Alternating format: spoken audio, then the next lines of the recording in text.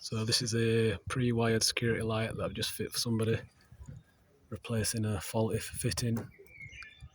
I've put a new watertight junction box on and gone into the rear through a stuffing gland because the old junction box wasn't watertight, and I've used Wago connectors inside.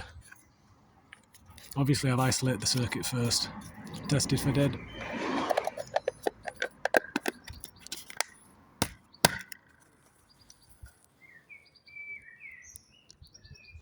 I'll show you the old junction box.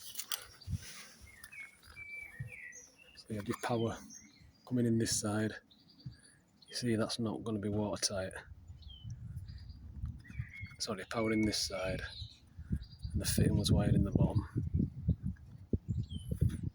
So not very good. I'll show you an example here. That's another one. So you're going to get water in there because it's not watertight. And they're coming into the top as well, which isn't very practical. I'm only here to change this one.